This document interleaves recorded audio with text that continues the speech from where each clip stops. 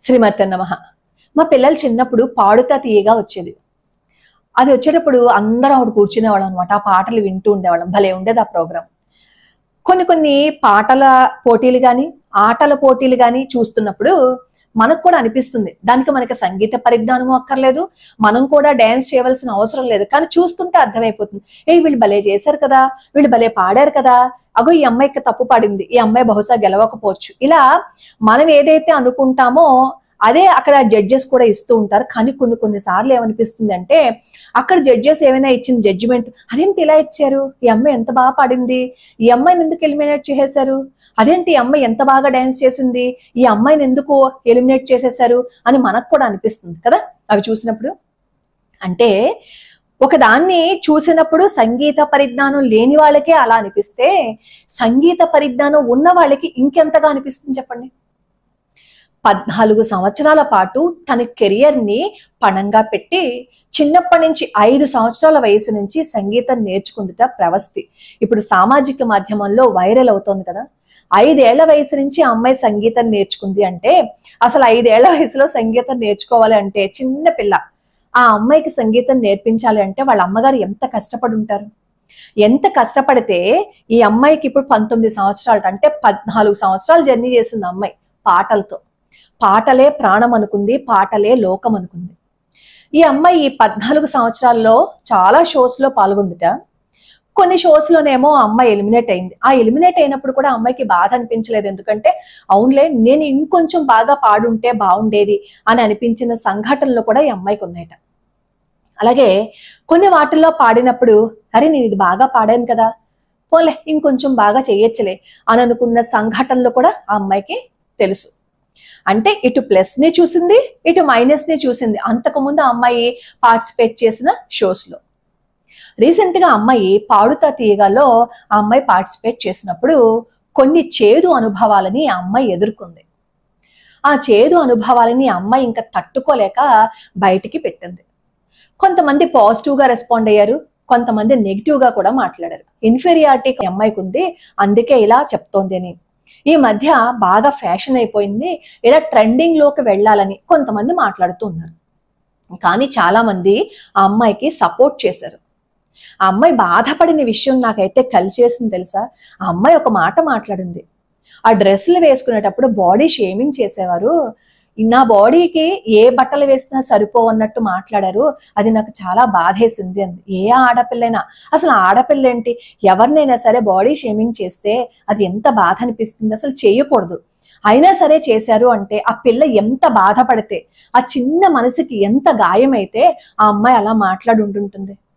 అసలు కెరియర్ ను కూడా వదిలేసుకుందామని అనుకుంది అంటే ఆ అమ్మాయి ఎంత బాధపడితే ఆ మాటలు ఆ అమ్మాయి నోట్లోంచి వస్తాయి. ఆ అమ్మాయి చెప్తోంది, నాకు కెరియర్ పోతుందని తెలుసు, ఇంకా నాకు ఏ ఛాన్సెస్ రావని తెలుసు, కానీ నాలాగా ఇంకో అమ్మాయి బాధపడకూడదు, అందుకోసమే నేను చెప్తున్నాను అంది. నాకు ఇలాంటి సిచ్యువేషన్స్ 2-3 తెలుసు. నా స్నేహితురాలు వాళ్ళ అమ్మాయి, ఆ అమ్మాయి కూడా చాలా కాంపిటీషన్స్ కి వెళ్ళింది. ఆ అమ్మాయి కూడా చాలా బాగా పాడుతుంది.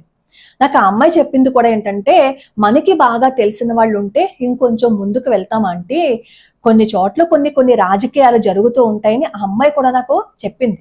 నాకు అప్పుడు కూడా బాధేసింది, అదేంటి పాటలు పాడే చోట కూడా రాజకీయాలు అయితే అంత మంచి గొంతు బయటికి ఎలా వస్తుంది అని.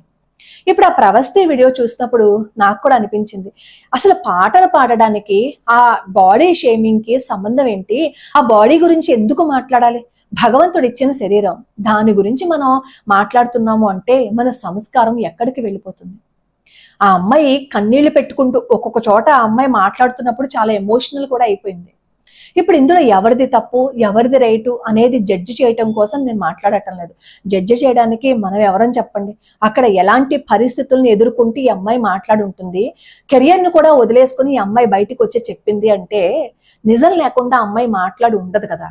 ఆ అమ్మాయి చెప్పిన మాటలు లాంటివి మన ఇళ్లలో కూడా, మన పిల్లలు కూడా ఏదో ఒక సందర్భంలో మనతో చెప్పుంటారు. అమ్మా ఈ రోజు స్కూల్లోనేమో నేను కరెక్ట్ గానే చెప్పానమ్మా, కానీ పక్కన వాళ్ళు సరిగ్గా చెప్పకపోయినా సరే నన్నే తిట్టారమ్మా అని. అలాగే అమ్మ ఈ రోజు నేను స్కూల్కి వెళ్ళినప్పుడు నేను ఆలస్యంగా వచ్చాను, నాతో పాటు ఇంకో అమ్మాయి కూడా ఆలస్యంగా వచ్చింది, కానీ నన్నే తిట్టారమ్మా. ఇలాంటి సంఘటనలు మనతో కూడా మన పిల్లలు పంచుకునే ఉంటారు కదా. అది ఆటలైనా ఉండండి, పాటలైనా అయి ఉండొచ్చు, స్కూల్ అయినా అయి ఉండొచ్చు, ఎక్కడైనా సరే ఇలాంటి వ్యత్యాసాలు మనం కూడా మనం పిల్లలతో ఫేస్ చేసి ఉంటాం. మనం మన ఇంట్లో ఫేస్ చేసినప్పుడు ఎదుట ఆడపిల్ల అలా చెప్తున్నప్పుడు మనం కూడా అలా మాట్లాడకూడదు కదా. ఇలాంటి వాళ్ళకి నేను ఒకటే చెప్తాను, మనం సాధించాలి అని అనుకున్నప్పుడు మనం వెళ్తున్న బాటలో కొన్ని చోట్ల చాలా ప్రశాంతంగా వెళ్ళిపోవచ్చు, కొన్ని చోట్ల రాళ్ళు ఉంటాయి, కొన్ని చోట్ల ముళ్ళు ఉంటాయి. రాళ్ళు ముళ్ళు ఉన్నాయి కదా అని ప్రశాంతంగా సాగిపోతున్నంతసేపు హాయిగా ఉండి ఆ రాళ్ళని ముళ్ళని చూసి భయపడిపోయి వెనక్కి వచ్చేస్తే మనం ముందుకు ఎలా వెళ్ళగలుగుతాం? అవన్నీ దాటుకుంటేనే కదా మనం లక్ష్యాన్ని చేరగలుగుతాం, మన గమ్యాన్ని చేరగలుగుతాం. ఘంటసాల గారిని ఎంతమంది ఎన్ని మాటలు అన్నారు, అసలు పాడడానికి నీ గొంతు సరిపోతుందా అన్నారు. ఎంఎస్ సుబ్బలక్ష్మి అమ్మన్ ఎన్ని కష్టాలు పడ్డారో, ఆవిడ చివరి వరకు ఎంత బాధను పడ్డారో ఆవిడ చరిత్ర చదివితే అర్థమవుతుంది. అమ్మ గొంతు అద్భుతంగా ఉంటుంది కదా. అన్ని కష్టాలు పడినా గాని మకుటం లేని మహారాణిలా ఈ రోజు వెలిగిపోవటం లేదా అమ్మ? ఘంటసాల గారిని గొంతే బాగుండదు అన్నారు. ఈ రోజు భగవద్గీత ఇలా పేరు ఎవరైనా విన్నారు అంటే వెంటనే మనకి గుర్తుకొచ్చేది ఎవరు? ఘంటసాల గారు. ఎన్ని అద్భుతమైన పాటలు పాడారు చెప్పండి ఆయన. ఇలా ఎంతో మంది ఎన్నో కష్టాలు పడి వాళ్ళ గమ్యాన్ని చేర్చుకుని మీరు తప్ప ఇంకెవరూ లేరు ఇలా పాడగలిగిన వాళ్ళు, మీ వల్ల తప్ప ఇంకెవరి వల్ల కాదు అనే సత్తాన్ని వాళ్ళు చూపించుకున్నారు. ఒక విష్ణు సహస్రనామం గాని, లలితా సహస్రనామ స్తోత్రం గాని, ఏ స్తోత్రము శ్లోకము, అసలు వెంకటేశ్వర స్వామి వారి సుప్రభాతం గాని, వజ్రకవచం గాని, అన్నమాచార్య స్వామి వారి కీర్తనలు గాని, త్యాగరాజ స్వామి వారి కీర్తనలు గాని, ఇవి ఏవి పాడినా మనకి వెంటనే మొట్టమొదటి గుర్తుకొచ్చేది ఎవరు? ఎంఎస్ సుబ్బలక్ష్మి అమ్మ. ఇలా ఎవరి చరిత్ర అయినా చూడండి, ఎన్నో కష్టాలు ఎన్నో నష్టాలు పడితే తప్ప వాళ్ళు వాళ్ళ గమ్యాన్ని చేరుకోలేదు.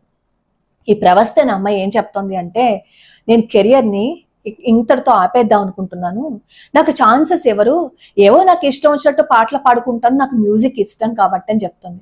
కెరియర్ని ఆపద్దు. ఎందుకంటే మనకంటూ టాలెంట్ ఉంటుంది. టాలెంట్ ఎవరి సొత్తు కాదు, ఎవరికి రాసి పెట్టి ఉండదు ఇది నీ సొత్తు అని. ఒక రోజు వస్తుంది, మనం ఎక్కడైతే ఏదైతే కోల్పోయామో అక్కడే మనం సంపాదించుకోవాలి. ఎక్కడైతే మనల్ని అవమానించారో, ఎక్కడైతే మనం తిరస్కారాలకి గురయ్యామో, ఎక్కడైతే మనల్ని బయటికి పంపించేశారో అక్కడ సింహాసనం వేసుకుని కూర్చునే స్థితికి మనం వెళ్ళాలి. ఇప్పుడు ప్రవస్తనమ్మయ్యే కాదు, ఎవరైనా సరే జీవితం అన్నాక ఆటుపోట్లు ఉంటాయి. ఒక సంతోషం మాత్రమే ఉండదు, ఒక దుఃఖం మాత్రమే ఉండదు, రెండు కలిస్తేనే జీవితం. మధ్యలో ఆపేస్తే చేత కాని వాళ్ళలాగా మనం మిగిలిపోతాం. ఈ 14 సంవత్సరాల ప్రవస్థి ప్రయాణాన్ని ఆపేసింది అని అనుకోండి, ఎవరికి నష్టం? మనల్ని ఆపేసే విధంగా చెయ్యాలనుకున్న వాళ్ళు సాధించారు కదా, వాళ్ళు గెలిచారని చెప్పి వాళ్ళు బాగా ఆనందపడిపోతారు కదా. అలాంటి వాళ్ళు ఆనందపడకుండా ఉండాలి అన్నా, మన టాలెంట్ ఈ ప్రపంచానికి తెలియాలి అన్నా కష్టపడాలి. కష్టపడి ఎవరైతే మనల్ని అన్నారో, ఎవరైతే మనల్ని తిరస్కారంగా చూశారో వాళ్ళు మన దగ్గరికి వచ్చి శబాష్, ఇంతకంటే అద్భుతంగా ఎవరూ పాడలేరు, ఈ పాటని నువ్వు పాడితేనే అద్భుతంగా పాడతావు అనే స్థితికి మనం వెళ్తే అది సాధించటం. కళ్ళనీళ్లు పెట్టుకుని బాధపడుతూ ఏదో కోల్పోయామని బాధపడితే నష్టపోయేది మనమే. ఇప్పుడు ఈ ప్రవస్థన అమ్మాయి బయటకు వచ్చి చెప్తోంది కదా, 19 ఏళ్ల పిల్ల, తెలిసి తెలియని వయసులో ఆ అమ్మాయి తన బాధని వెళ్ళగొక్కుతోంది అంటే ఎంతో కొంత ఆ అమ్మాయి బాధపడకుండా కష్టపడకుండా ఫేస్ చేయకుండా మాత్రం చెప్పదు కదా. అక్కడ ఉన్నవాళ్ళు ఎంతటి వాళ్ళో తెలుసు అమ్మాయికి. తెలిసినా కానీ తన బాధను చెప్పింది అంటే ఒక తల్లిగా, ఒక తండ్రిగా, ఒక అక్కగా, ఒక తమ్ముడుగా, ఒక అన్నగా ఆ అమ్మాయి బాధని కూడా అర్థం చేసుకోండి. ఎందుకంటే మన ఇంట్లో కూడా పిల్లలు ఉన్నారు, మన ఇంట్లో వాళ్ళు కూడా ఏదో ఒక రోజు అలాంటి సమస్యలని ఫేస్ చేసి ఉంటారు, ఫేస్ చెయ్యొచ్చు. లోకా సమస్తా సుఖినో భవంతు, సర్వే జనా సుఖినో భవంతు.